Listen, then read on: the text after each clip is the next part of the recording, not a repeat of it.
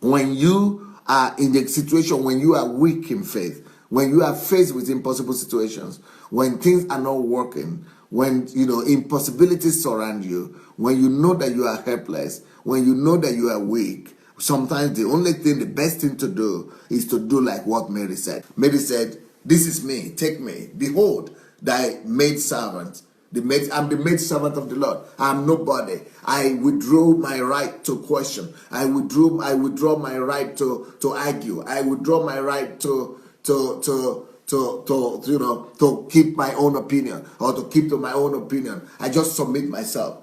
When you are faced with impossible situations, sometimes the best thing to do for you will be just to submit. Just submit and say, "Father, you see that I don't believe. Help my unbelief." You remember that situation in the Bible? Say, I don't believe, but I believe, but help my unbelief. That's like saying, "I don't believe, you just help me." The same thing that Mary is doing here. God wants you to be submitted to him sometimes. Yes, you might not believe in your head, you might have doubt in your head, but the ability to just surrender, the ability to just surrender to the Lord and say that, "Father, you know what? I don't know how this works, but I just surrender to you. I don't have my opinion anymore. I just want to surrender to you. I surrender to you, Lord." The ability to surrender like that could be your deliverance. Could be your deliverance. So Mary here just gave herself submitted herself to total submission. She just submitted to the will of the Father and said, "Do unto me as you want." Then she continues and says, "Let it be to me according to your word." So it is not my faith. She agrees to the fact that I don't believe, I don't have faith for this, but by your word, let it be to me. I receive it as long as you will do it. I believe you. I don't believe myself in this situation, but I believe you. I don't believe myself in this situation, but I believe your word. Let it be to me. I receive it. I just submit myself and I receive whatever you want to do with me.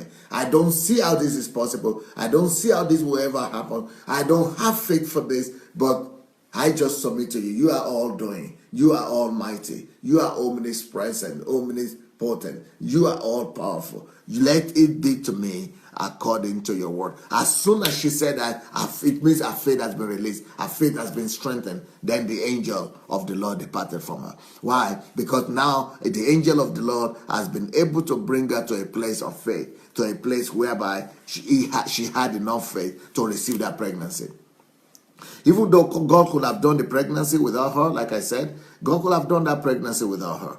But you know what? God still needs our cooperation. God still needs us to believe. So that's just the law. It's not because God couldn't have done it. God is almighty. He will do anything he wants. But still, God needed our cooperation, because this is the world and the earth that is given under the management of man.